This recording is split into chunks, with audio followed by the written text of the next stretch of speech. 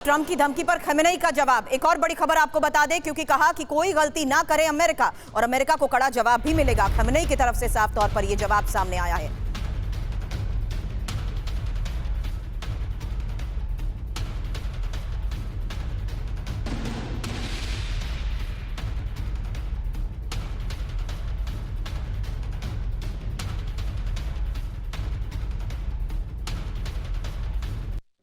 तो ट्रंप की धमकी पर खमेनेई का यह जवाब, जहां कहा कि कोई गलती अमेरिका ना करे और अमेरिका को कड़ा जवाब मिलेगा। तो खमेनेई जिस कड़ा जवाब देने की बात कह रहे हैं, उसमें ईरान की यह तैयारी है क्या, इसको लेकर भी रखेंगे आगे इंफॉर्मेशन।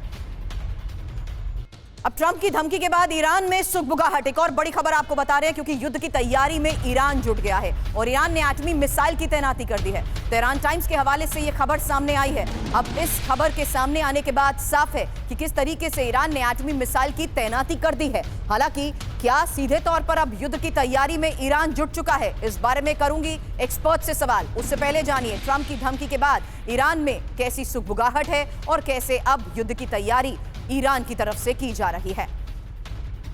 अब यह तैयारी है कैसी? भूमिगत मिसाइलों को तैयार रहने के आदेश दिए गए हैं। अटैक मोड पर तैयार रहने को कहा गया है। ईरानी सैन्य अड्डों में भी अलर्ट है। किसी भी खतरे से निपटने की चेतावनी। आर्टिलरी को भी अलर्ट किया गया है।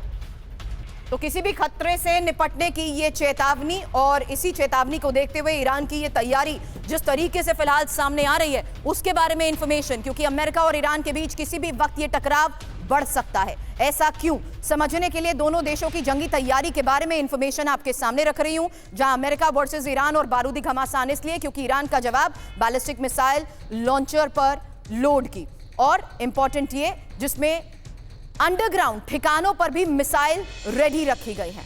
तीसरी इंपॉर्टेंट बात, सेना को एक्शन के लिए तैयार रहने को कहा गया है।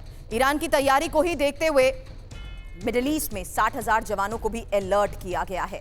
अब वेनेजुला के लिए ईरानी सेना की उड़ानों की भी खबर है। कार्गो जहाजों में भी मिसाइल भेजे जाने की जिस तरीके से खबर सामने आ रही है, सुमित एक क्विक रिस्पांस मैं इस पर आपसे लेना चाहती हूं, क्योंकि ईरान की तैयारी इस वक्त जिस तरीके से सामने आ रही है, उसमें कुछ दिन पहले बकायदा वीडियो सामने आए और अब तो सब कुछ स्टैंड बाय मोड पर कहा जा रहा है। देखिए, ऐसा नहीं है सुरभि की ईरान की तैयारियां पिछले एक महीने से, पिछले कुछ दिनों से चल रही हो। ईरान पिछले एक साल से तैयारी कर रहा है। और मैं आपको बताऊं कि अमेरिका अगर डोनाल्ड ट्रंप 1 मई की तारीख दे रहे हैं, तो ये आप मान के चलिए जंग में या फिर ऑपरेशंस में कभी भी तारीख देखकर अटैक नहीं किया जाता। हमेशा ये साइकोलॉजिकल इफेक्ट होता है कि दुश्मन को डराया जा सके। अभी आपने पिछले एक साल में देखा होगा कितनी बार इजराइल ने ईरान को डराया कि हम आप पर अटैक कर देंगे, और हुआ भी।